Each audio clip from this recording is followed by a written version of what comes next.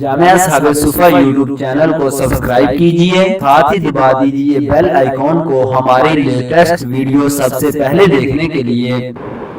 الحمدللہ رب العالمین لا شریک لہ وبذلک امرت وانا من المسلمین والصلاة والسلام علی من ارسلہ بإماطة الشرک والبدعة من العرب والعجم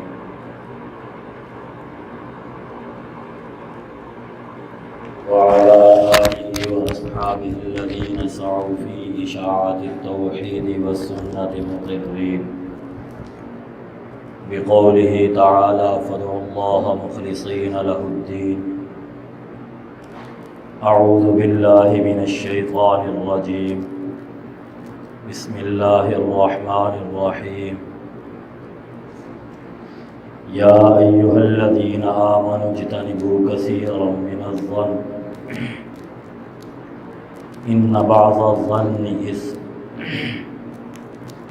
ولا تجسسوا ولا يغتب بعضكم بعضا أيحب أحدكم أن يأكل لحم أخيه ميتا فكرهتموه واتقوا الله إن الله تواب رحيم صدق الله العظيم اللهم صل على محمد وعلى آل محمد كما صليت على إبراهيم وعلى آل إبراهيم إنك حميد مجيد اللهم بارك على محمد وعلى آل محمد كما باركت على إبراهيم وعلى آل إبراهيم إنك حميد مجيد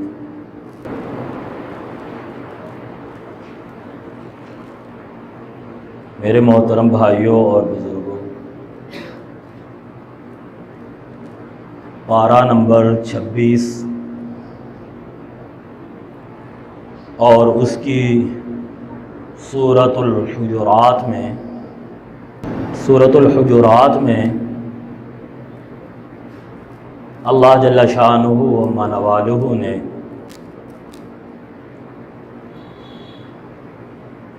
انسان ایک معاشرے میں کس طرح رہیں وہ قوانین بیان کیے ہیں۔ چھوٹوں اور بڑوں کا تعلق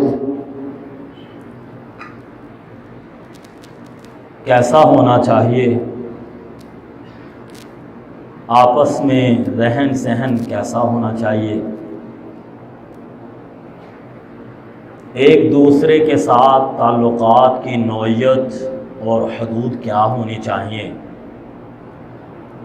وہ اللہ جل شانہ و من والہ نے اس سورہ مبارکہ میں بیان فرمائے ہیں۔ میں آپ تمام احباب سے یہ گزارش کروں گا کہ آپ پارہ نمبر 26 کھول کر اس میں سے تیسرے نمبر کی جو صورت ہے، چوتھے نمبر کی صورت ہے، پہلی صورت احقاف، دوسری محمد، تیسری فتح اور چوتھی صورت حجرات ہے۔ آپ اس کا صرف لفظی ترجمہ پڑھیے، آپ کو بڑی لذت بھی آئے گی، اور اگر آپ اس جذبے اور نیت سے پڑھیں کہ ہمارے اخلاق اور معاملات قرآن کے مطابق ہونے چاہیے، تو خدا کی قسم زندگیوں میں انقلاب بھی آ جائے گا۔ تو اس سورہ مبارکہ میں اللہ جل شانہ و من والہ نے 7 قوانین بیان کیے ہیں جن کا تعلق انسانی معاشرے کے ساتھ ہے۔ ان میں سے چھٹا قانون اللہ رب العزت نے اس سورہ مبارکہ کی آیت نمبر 12 میں ذکر کیا ہے، اور اس آیت نمبر 12 میں اللہ جل شانہ و من والہ نے ایک قانون کے تحت 3 چیزوں کو ذکر فرمایا ہے، اور ان 3 چیزوں سے اہل ایمان کو روک دیا ہے، منع فرما دیا، اور جب قرآن پاک میں نہیں آ جائے تو اس کا بچنا واجب ہو جاتا ہے، اور پھر اگر اس کو کیا جائے جسے اللہ نے روک دیا. ایک ہے روکنے کی خبر دینا اور ایک ہے روک دینا. جب اللہ روک دے پھر اس کام کا جب کوئی ارتکاب کرے تو اس کام کو حرام کہتے ہیں. وہ کام حرام ہے، اور حرام کام کا ارتکاب کرنا یہ بڑے گناہوں میں سے بڑا گناہ ہے. تو اس آیت مبارکہ میں اللہ جل شانہ و والہ نے 3 چیزوں سے روکا. فرمایا یا ایھا الذین آمنوا اجتنبوا کثیرا من الظن ان بعض الظن اثم. اے ایمان والو بہت زیادہ گمان سے بچ جاؤ، بے شک بعض گمان گناہ ہوتے ہیں. تو پہلی چیز منع کیا بدگمانی سے. گمان کی مختلف صورتیں ہیں، گمان مباح بھی ہے، گمان محبوب بھی ہے، گمان جائز بھی ہے.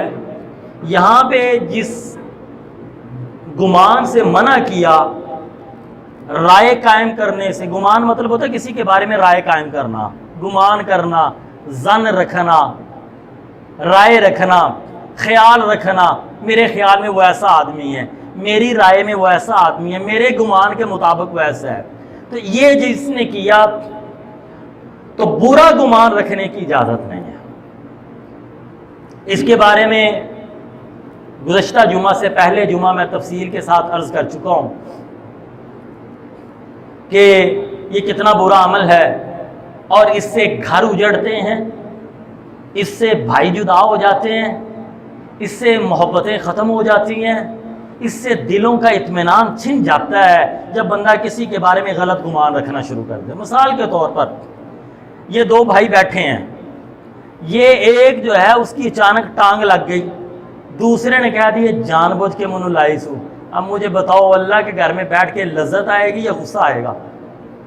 لذت آئے گی، غصہ آئے گا. تو یہ گمان قائم کر دی جان بوجھ کے منو لا رہے ہیں. تو یہ گمان نے اللہ کے گھر میں بیٹھ کر ذریعہ نفرت بنا، ذریعہ محبت نہیں بنا. تو آپ اندازہ فرما لیجئے کہ جب باپ اور بیٹے کے درمیان بدگمانی ہوگی تو باپ اور بیٹا ایک جگہ پہ بیٹھ سکیں گے؟ نہیں بیٹھ سکیں گے. تو اس کے بارے میں تفصیلاً میں 2 جمعے پہ، 1 جمعہ پہلے 2 جمعے پہلے عرض کر چکا ہوں. اللہ سے اب دعا یہ ہے کہ اللہ مجھے بھی عمل کی توفیق دے دے، آپ کو بھی. میں آپ کے سامنے بطور کارگزاری کے صرف 2 واقعے سناتا ہوں. جب یہ میں نے یہ بیان کیا وہ دوسری مسجد میں بھی اور اس مسجد میں بھی 2 صاحب مجھے ملے. ایک صاحب نے کہا حالت یہ تھی، میرے اندر کیفیت یہ ہو چکی تھی، گھروں میں رہتے ہوئے بہت سی چیزیں بندہ دیکھتا ہے. تو میری اپنی بیوی کے ساتھ، اپنی گھر والی کے ساتھ ایک مثالی زندگی تھی، لیکن کچھ جب ہم نے معاملات دیکھے تو میری اس کے بارے میں رائے بدلنا شروع ہو گئی. اب جب جو رائے بدل رہی ہے تو طرز عمل بھی بدل رہا ہے. رائے کی بنیاد پہ عمل ہے. مثال کے طور پہ جب میرے ذہن میں یہ رائے ہوگی یہ بندہ نیک ہے تو میں اس کو آگے بڑھ کے ملوں گا. جب یہ رائے ہے یہ بندہ جو اپنے آپ کو سمجھتا تو میں بھی 3 انگلیاں اس کو مسافے میں دوں گا. رائے بنتی ہے تو پھر آگے سے عمل ظاہر ہوتا ہے. تو انہوں نے کہا کہ میری بھی اپنی بیوی کے بارے میں رائے تبدیل ہونا شروع ہوئی. جب رائے تبدیل ہونا شروع ہوئی تو عمل بھی تبدیل ہونا شروع ہوا. تو ہم دونوں کی سرد جنگ جاری تھی، اور جب میرا عمل بدلا تو اس کی بھی رائے تبدیل ہونا شروع ہوئی. جب میں نے آپ کا یہ بیان سنا اور میں نے اپنی نیت کی کہ میں اب اپنے مزاج کو قرآن کی سائد کے نیچے لاتا ہوں، میرے سارے جذبے، میرے خیالات قرآن کی سائد کتابیں ہیں، تو آدھے میری بدگمانیاں خود بخود ختم ہونا شروع ہو گئی. پھر میں نے گھر والی سے جا کے بات کی، اس سے بات چیت کی اور اس سے پوچھا یہ واقعہ ہوا تھا، آپ کیوں ہوا تھا، کیسے ہوا؟ اس نے کہا اللہ کے بندے یوں ہوا. یہ معاملہ ہوا کیسے ہوا؟ انہوں نے کہا یوں ہوا. کہتے ہیں کہ جو میں نے رائے اس کے بارے میں قائم کی، جب میں نے اس کی بات کو سن لیا تو مجھے اپنے اوپر شرم آنے لگی کہ تو اتنا پڑھا لکھا آدمی ہو کر اتنی سلجھی بیوی کے بارے میں ایسی رائے رکھتا ہے. تو یہ قرآن کی برکت. ایک صاحب کہنے لگے کہ میری نوعیت کچھ ایسی کہ میں نے ہر ایک کے بارے میں بدگمانی رکھنا شروع کر دی، کہ میں سمجھتا کہ رشتے بھی ایسے ہی ہیں، بھائی بھی ایسے ہیں، تعلق والے بھی ایسے ہیں، ہر ایک مجھ سے مفادات ہیں. یہ مفادات کی محبت مجھے نظر آتی تھی. مجھے کوئی اگر بلا رہا ہے تو میں کہتا اس میں بھی اس کا کوئی نہ کوئی کام ہے۔ جب میں نے قرآن پاک کے یہ جملے سنے، پھر اس کی تھوڑی سی تشریح سنی، تو میں نے کہا میں اپنے دل میں ایسے ہی کر رہا ہوں، ایسے ہی خیال ہے، پتہ نہیں وہ کتنی محبت سے مجھے ملا۔ جب میں نے پہلے نیگیٹو انداز میں سوچتا تھا، پھر جب میں نے پازیٹیو سوچنا شروع کیا، پہلے میرا انداز سوچ منفی تھا، پھر جب مثبت ہوا تو میرا دل بھی مثبت ہو گیا، مجھے سکون آنا شروع ہوا، اور مجھے اب لوگ اچھے لگتے ہیں، برے نہیں لگتے۔ تو میرے بھائیوں، میرے بزرگوں، میرے دوستوں، مجھے اور آپ کو بھی قرآن پاک کی اس آیت کے تحت بدلنا ہے۔ ایویں نہیں کسی کے اوپر بدگمانیاں کرنی، یہ اسلام نے اس کی قطعاً اجازت نہیں دی، اور کسی کے اوپر بدگمانی کرنا یہ حرام قرار دیا، یہ حلال نہیں ہے۔ تو پہلی بات جو قرآن پاک کی اس آیت نمبر سورہ حجرات کی 12 نمبر میں منع فرمایا وہ ہے بدگمانی سے منع۔ دوسری جس عمل سے منع کیا فرمایا وَلَا تَجَسَّسُوا، دوسری بات سے چھٹا قانون میں دوسری شک، دوسری جز یہ ہے وَلَا تَجَسَّسُوا، اے ایمان والے تجسس نہ کیا کرو۔ رسول پاک صلی اللہ علیہ وآلہ وسلم کی حدیث ہے، آپ صلی اللہ علیہ وسلم نے ارشاد فرمایا اے ایمان والو آپس میں بھائی بھائی بن جاؤ، بغض نہ رکھو، حسد نہ کرو، تجسس نہ کرو، یعنی کسی کی ٹو نہ لگو اور تحسس نہ کرو، وَكُونُوا عِبَادَ اللَّهِ إِخْوَانًا، اور آپس میں بھائی بھائی بن کے رہو۔ تو قرآن پاک میں یہاں پہ لفظ تجسس آیا ہے اور حدیث میں تحسس آیا ہے، تجسس بھی ہے، تحسس بھی ہے۔ اب میں تھوڑا سا آپ کے سامنے عرض کر دیتا ہوں، تجسس کس کو کہتے ہیں، تحسس کس کو کہتے ہیں۔ تجسس کہتے ہیں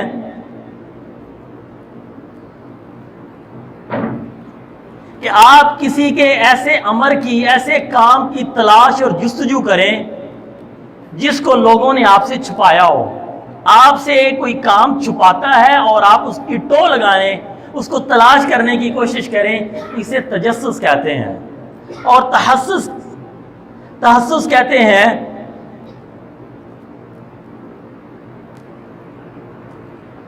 کہ کسی کے کام کو تلاش کریں اگرچہ اس نے چھپایا نہ ہو اور وہ اس کی منشا بھی نہ ہو کہ یہ چھپا رہے۔ تجسس میں ہے کہ چھپا رہے اور وہ عیب ہے، تجسس میں چھپا رہے اور وہ عیب ہے۔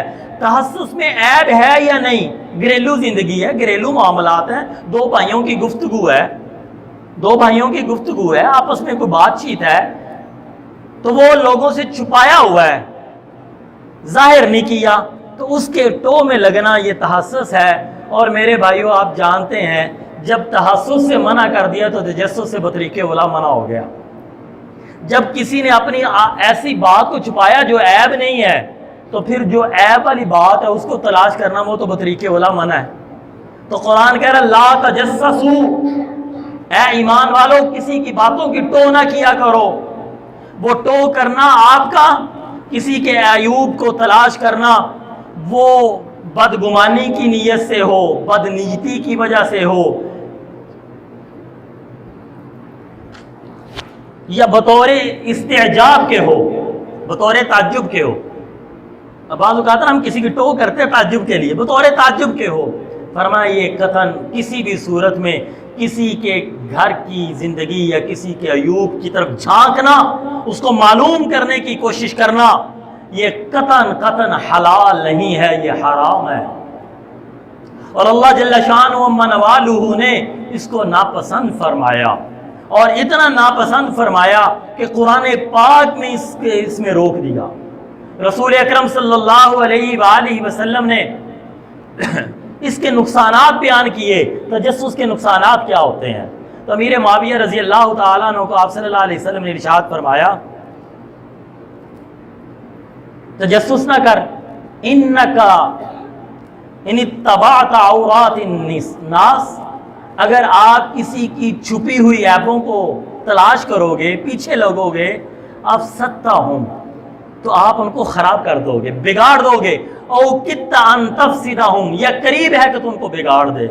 تو کسی کے عیوب کو تلاش کرنے کا نتیجہ بگاڑ ہے، بہتری نہیں ہے، یا بگاڑ کے قریب ہے، اس سے بہتری نہیں آتی۔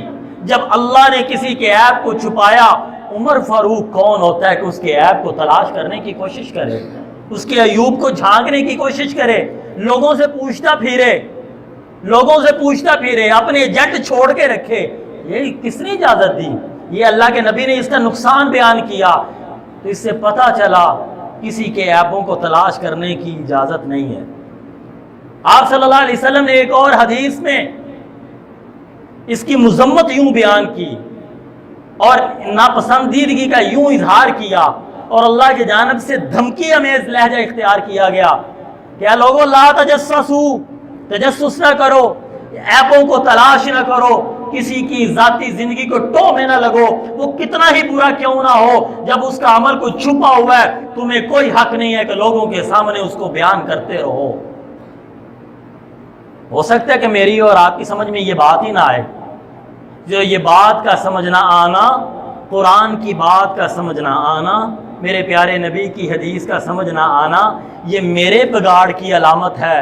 قرآن ٹھیک ہے، میں بگڑا ہوا ہوں، میری روح اتنی بگڑی ہوئی ہے، میرا جسم اتنا بگڑا ہوا، میرا مزاج اتنا دین سے دور ہے کہ میں کہتا ہوں یہ کون سی بات ہے، جب بدلے میں عیب ہے تو لوگوں کو بتلانا چاہیے۔ میرے دوست بس اتنا میں آپ سے پوچھتا ہوں، میں اپنے سے بھی سوال کرتا ہوں، آپ سے بھی سوال کرتا ہوں، میرے اندر کوئی عیب ہو، کیا میں چاہتا ہوں کہ یہ عیب لوگوں کو پتہ چلے، لوگ اس پہ تبصرہ کریں، لوگ اس پہ گفتگو کریں؟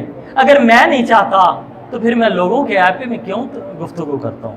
فرمایا اگر آپ میں کوئی عیب ہے، کسی میں کوئی عیب ہے، آپ اس کی طرف انگلی اٹھاتے ہو، وفیک عیوبن، تیرے اندر بھی عیب ہے۔ آج تو آنکھوں سے دیکھتا ہے، پھر انگلی اٹھاتا ہے، پھر زبان چلاتا ہے اور لوگوں کے عیب بتاتا ہے۔ جانتے ہو وہ جڑے مولوی صاحب جڑے بڑے نیک سمجھے جانے انہوں نے گھر کیبل بھی لگی جی، ہاں جی، وہ اپنے بھن بھراواں نال بولدے بھی نہیں جے، لڑائی ہوئی جے، دیکھو جی مولوی صاحب سانوں بڑا باز کردے نے، آپ انجدے نے۔ اچھا اس گفتگو سے کو کیا فرق پڑے گا؟ وفیک عیوبن، تیرے بھی بہن بھائی ہیں، تیری بھی لڑائیاں ہو جائیں گی، پھر تو بھی کسی کو منہ دکھانے کے قابل نہیں رہے گا۔ اگر تو کسی کے عیب کو دیکھ کر گفتگو کرے اور پھیلائے، وفیک عیوب وللناس اعین، اور لوگوں تیرے اندر عیب بھی ہیں اور لوگوں کی بھی آنکھیں ہیں۔ آج تو کسی کے اوپر عیب دیکھے گا، کل لوگ تیرے عیب دیکھیں گے۔ آج تیری زبان لوگوں کے بارے میں چلے گی، کل لوگوں کی زبانیں تیرے بارے میں چلیں گی۔ اس لیے رسول اکرم صلی اللہ علیہ وآلہ وسلم نے ارشاد فرمایا، یا معاشر من آمن بلسانہ ولم يدخل الایمان قلبہ لا تتبعوا عورات المسلمین فإنه من اتبع عوراتهم يتبع الله عورته ومن يتبع الله عورته يفضحه في بیتہ۔ آپ نے ارشاد فرمایا، اے لوگو، اے گروہ انسانیت کا جو ایمان لائے ہو زبان کے ساتھ، وَلَمْ يَدْخُلُ الْإِيمَانُ قَلْبًا، دلوں میں ایمان نہیں آیا، ابھی زبان کے ساتھ ایمان لائے ہو، دلوں میں ایمان نہیں آیا۔ لَا تَتَّبِعُوا عَوْرَاتِ الْمُسْلِمِينَ، مسلمانوں کی پوشیدہ باتوں کے پیچھے نہ لگو، ان کو تلاش نہ کرو، ان کو ڈھونڈنے کی کوشش نہ کرو۔ میں آپ سے ایک بات پوچھتا ہوں، آپ نے حدیث کا ترجمہ دو ٹکڑوں کا میں نے ترجمہ کیا ہے، میرے دوستوں ذرا اس کو تھوڑی سی ہم گہرائی کریں نا۔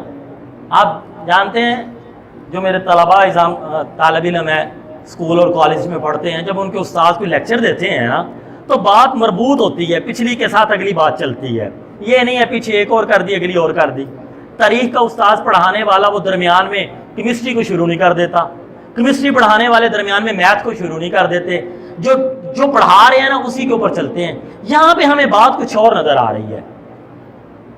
یہاں پہ کیا، یا معاشر، اے جماعت، من آمن بلسانی، جو اپنی زبان سے ایمان لائے ہو، دلوں میں ایمان داخل نہیں ہوا، لا تتبعوا، یہ الگ بات آگے، لا تتبعوا عورات المسلمین، مسلمانوں کے عیوب کے پیچھے نہ پڑو، یہ الگ بات، پچھلی اور یہ ایک بات ربط نہیں ہے۔ اب ذرا جب ہم میری بات سمجھ رہے ہیں جو میں کہنا چاہ رہا ہوں، ربط نہیں لگ رہا، تو اللہ کے نبی تو فصیح ہیں، بلیغ ہیں، آپ صلی اللہ علیہ وسلم تو دریا کو کوزے میں بند کرتے ہیں۔ آپ صلی اللہ علیہ وسلم کی صفتوں میں سے ایک صفت یہ ہے کہ آپ جامع ہیں، آپ حکیم ہیں۔ تو یہ کیسے ہوا؟ اب میں تھوڑا سا جاتا ہوں گہرائی میں، ہم ذرا غور کریں تو آپ صلی اللہ علیہ وآلہ وسلم نے یہ خطبہ دیا ہے، اور یقیناً آپ نے جب خطبہ دیا تو آپ نے لوگوں کو دیکھا کہ لوگ آپس میں ایک دوسرے کے بارے میں باتیں کرتے ہیں، گلی میں بیٹھ کر، بیٹھک میں بیٹھ کر، مسجد میں بیٹھ کر ایک دوسرے کا تذکرہ ہو رہا ہے، کوئی کسی کے عیب، کوئی کسی کی باتیں ہو رہی ہیں۔ تو آپ صلی اللہ علیہ وسلم کے سامنے جب بہت سی یہ خبریں آ گئیں کہ یہ تو مدینے میں اس طرح کی گفتگو ہو رہی ہے، لوگ آپس میں بیٹھتے ہیں، فلانا ایسا ہے، اور نہیں وہ اوپر سے مسلمان ہے، اندر سے مسلمان نہیں ہے، دیکھو نا رسول اللہ نے مطالبہ کیا تھا، اس نے مطالبہ نہیں کیا۔ ہر بندہ اپنے اپنے جذبات کو اظہار کر رہا ہے مختلف انداز میں، اور اس میں گفتگو میں لوگوں کے عیب نظر آ رہے ہیں۔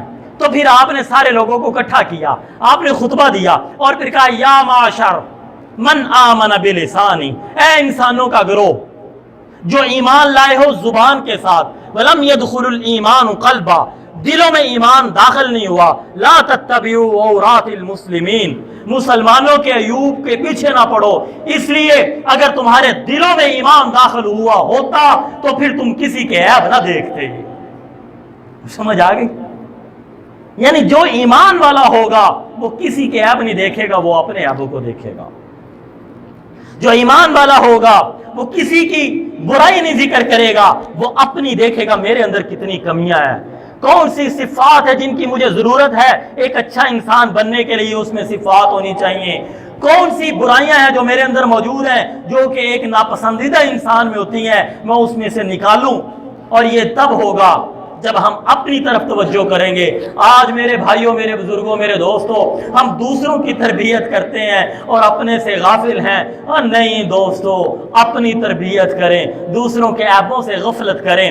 فرمایا نہ تھی حال کی جب ہمیں اپنی خبر، رہے دیکھتے لوگوں کے عیب و ہنر، پڑی اپنی برائیوں پر جو نظر، تو جہاں میں کوئی برا نہ رہا۔ جب اپنے عیبوں کو دیکھنا شروع کیا نا تو پھر ہمیں کوئی بھی برا نظر نہیں آتا۔ جب اپنے عیبوں کو نہیں دیکھتے پھر ہمیں سارے برے نظر آتے ہیں۔ تو میرے بھائی، رسول اللہ صلی اللہ علیہ وسلم نے فرمایا لا تتبعوا عورات المسلمین، مسلمانوں کے عیبوں کے پیچھے نہ پڑو، مسلمانوں کی کمیاں تلاش نہ کرو۔ اگر آپ کو پتہ چلا کوئی زنا کرتا ہے خاموش ہو جاؤ، آپ کو پتہ چلا کوئی شراب پیتا ہے، آپ کی باہر جا کر زید عمر بکر کو بتلانے سے اس کی تربیت نہیں ہوگی، بلکہ اس کا مذاق اڑایا جائے گا، تو پھر یہ بات کرنے کی اجازت تمہیں نہیں ہے۔ فَإِنَّهُ مَنِ اتَّبَعَ عَوْرَاتِهِمْ، جو کسی کے عیبوں کے پیچھے پڑے گا، يَتَّبِعُ اللَّهُ عَوْرَتَهُ، پھر اللہ بھی اس کے عیبوں کے پیچھے پڑے گا۔ حالانکہ کسی کے بارے میں ٹو لگانا یہ تو اس کے لیے جس کو علم نہ ہو، اور اللہ کے لیے تو یعلم السر واخفی ہے، اللہ کے لیے تو ہر چیز ظاہر ہے، وہ تو جانتا ہے سر کو بھی مخفی۔ 7 زمینوں کی تہ میں جو چیز موجود ہے اللہ کے لیے وہ ایسے ہی ہے جیسے 7 زمینوں کے اوپر سورج نکلتے ہوئے اللہ کے لیے برابر ہے۔ اللہ میرے اور آپ کے لیے مشکل، اللہ کے لیے بالکل برابر ہے۔ تو یہ کہنے کا مطلب کیا ہے؟ یہ کہنے کا مطلب یہ ہے کہ اللہ ارشاد فرماتے ہیں میرا بندہ زانی تھا، میں نے درگزر کیا، شرابی تھا، میں نے درگزر کیا، ان کی آپس میں لڑائی تھی، میں نے درگزر کیا۔ تو کون ہوتا ہے اس کے اوپر گفتگو کرنے والا؟ تو کون ہوتا ہے گفتگو کرنے والا؟ تو میرے بندے کے عیبوں کے پیچھے جب پڑا تو تیرے اندر بھی عیب ہیں، پھر میں تیرے عیب لوگوں کو میں رب بتلاؤں گا۔ فَإِنَّهُ مَنِ اتَّبَعَ عَوْرَاتِهِمْ يَتَّبِعُ اللَّهُ عَوْرَتَهُ وَمَن يَتَّبِعُ اللَّهَ عَوْرَةَ، اور جس کے پیچھے اللہ پڑ گیا يَفْضَحُهُ فِي بَيْتِهِ، پھر اللہ اس کو گھر بیٹھے ذلیل و رسوا کر دے گا۔ تو میرے بھائیوں، میرے بزرگوں، میرے دوستوں، قرآن کی یہ تعلیم یہ ہے عیب دیکھ کر آنکھیں بند کیجیے۔ اور اس کے اوپر کیا ملے گا؟ اللہ کے نبی صلی اللہ علیہ وسلم نے حدیث بیان کی۔ اور یہ عیوب کے پیچھے ٹو میں پڑنا نہ انفرادی طور پر اجازت ہے نہ اجتماعی طور پر اجازت ہے، اجتماعی طور پر بھی اجازت نہیں ہے۔ حضرت عمر فاروق رضی اللہ تعالیٰ عنہ رات کو گشت کرتے ہیں. گشت کرتے کرتے ایک گھر میں سے گانے کی آواز آئی. حضرت عمر فاروق نے کان لگائے اور جب کان لگائے تو آواز اندر سے کوئی آدمی ہے وہ گانا گا رہا ہے. حضرت عمر فاروق رضی اللہ تعالیٰ عنہ دیوار پھلانگی اور گھر میں داخل ہوئے اور جب اس کو دیکھا تو آدمی گانا گا رہا ہے, اس کے ساتھ ایک دوشیزہ اور عورت بیٹھی ہے. تھوڑا سا دھیان کیا تو شراب کا پیالہ بھی پڑا ہے. حضرت عمر فاروق رضی اللہ تعالیٰ عنہ نے ارشاد فرمایا اے اللہ کے دشمن مدینہ الرسول پہ کیا کر رہا ہے؟ بڑے آگے پکڑنے کے لیے غصے کا اظہار کیا. انہوں نے کہا امیر المومنین ایک منٹ ٹھہر جائیے, پہلے میری بات سن لیجئے.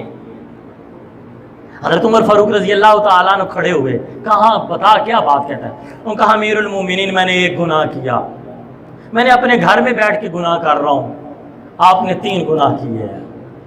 میں نے ایک غلطی کی ہے, آپ نے 3 غلطیاں کی ہیں. میں اپنے گھر میں چھپ کے جو کر رہا ہوں آپ نے 3 غلطی کی. پہلی غلطی آپ کی یہ ہے کہ قرآن کہتا ہے لا تجسسوا, تجسس نہ کرو, ٹو نہ لگاؤ, آپ نے تجسس کیا. دوسری غلطی آپ کی یہ ہے, قرآن کہتا ہے کسی کی دیواریں پھیلان کے نہ جاؤ, اسلام کہتا ہے, دین کہتا ہے کسی کی دیواریں پھیلان کے نہ جاؤ, اور آپ میرے گھر کی دیوار پھیلان کر آئے ہیں. اور قرآن یہ کہتا ہے کسی کے گھر میں دروازہ کھٹکھٹائے بغیر, اجازت لیے بغیر, لا تدخلوا بیوتا غیر بیوتکم حتی تستأنسوا وتسلموا علی اہلہا. کسی کے گھر میں کوئی داخل نہ ہو یہاں تک کہ پہلے ان سے اجازت لے لے اور ان کو سلام کرے, پھر ان کے گھر میں داخل ہو. اگر اہل خانہ اجازت دیں تو پھر داخل ہو, آپ بغیر اجازت کے اندر داخل ہوئے. میری ایک غلطی, آپ کی 3 غلطیاں. حضرت عمر فاروق رضی اللہ عنہ نے جب ان کی بات کو سنا خاموش ہو گئے. کہا اچھا ٹھیک ہے میں تجھے کچھ نہیں کہتا, لیکن اسے کہا تو اس گناہ سے باز آ جا, اپنی آخرت کو تباہ نہ کر, یہ بڑا برا عمل ہے. اس نے کہا میں اللہ کو حاضر ناظر جان کر سچی توبہ کرتا ہوں, آج کے بعد یہ گناہ نہیں کروں گا. تو میرے بھائیوں, میرے بزرگوں, میرے دوستوں, اسلام کی تو تعلیم یہ ہے. اور ہمیں کوئی پتہ کیا کہتا ہے, جانتے ہو فلانے نے یہ کیا, اچھا آپ نے دیکھا؟ نہیں میں نے دیکھا نہیں ہے, مجھے فلانے نے بتلایا. اچھا فلانے نے بتلایا. اس نے دیکھا؟ نہیں اس نے بھی نہیں دیکھا, اس کو فلانے نے بتلایا. اچھا اس نے دیکھا؟ نہیں دیکھا نہیں ہے, ان کے جو ہمسائے ہیں نا انہوں نے اس کو بتلایا. اور ہم ڈھنڈورا پیٹ. کیا نتیجہ نکلتا ہے اس کا سوائے نفرتوں کے؟ اور کیا نکلتا ہے؟ دنیا میں نفرتیں اور آخرت میں ذلتیں. دنیا میں نفرتیں, آخرت میں ذلتیں. جو بندہ کسی کی تجسس اور ٹو لگاتا ہے, عیوب تلاش کرتا ہے, اللہ اس کو گھر بیٹھے ذلیل کر دیتے ہیں. اور جو کسی کا عیوب کو دیکھ کے اپنی آنکھوں کو بند کر دیتا ہے, اللہ کے نبی صلی اللہ علیہ وسلم ترغیب دے رہے ہیں. آپ نے ارشاد فرمایا من رعا عورہ, جس نے کسی کے عیب کو دیکھا, فسترہا, اور اس کے عیب کو چھپا لیا, جا کے لوگوں کو نہ بتایا. فرمایا کان کمن احیا موعودۃ, وہ ایسا انسان ہے گویا کہ اس نے اتنا بڑا کام کیا. یہ کسی کے عیب کو دیکھ کے پردہ ڈال دینا, اپنی زبان کو خاموش کر لینا, اپنی آنکھوں کو بند کر لینا, یہ اتنا بڑا عمل ہے. یہ اتنا بڑا عمل ہے جیسے کوئی آدمی دیکھے کہ ایک بچہ ہے, ایک بیٹی یا بیٹا, اور لوگ اس کو زندہ گاڑ رہے ہیں, اس کو زندہ دفن کر رہے ہیں, اور وہ بندہ اپنی طاقت استعمال کر کے اس بچے کو بچائے گا.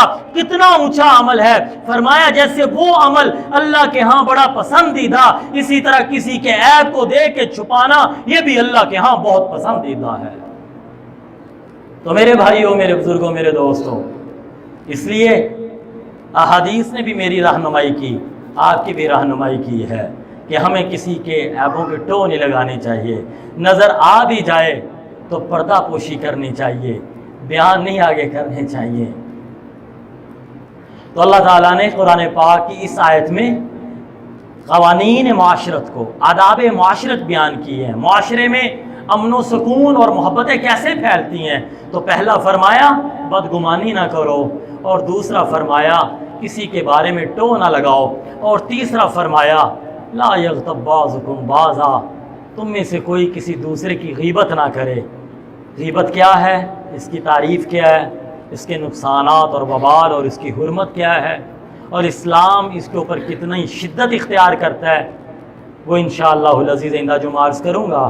اللہ تعالیٰ مجھے اور آپ کو بلکہ ہر مسلمان کو قرآن مقدس کے مطابق اپنے اخلاق و اعمال بنانے کی توفیق عطا فرمائے، اور اللہ مجھے اور آپ کو اچھا انسان اور اچھا مسلمان بننے کی توفیق بخشے۔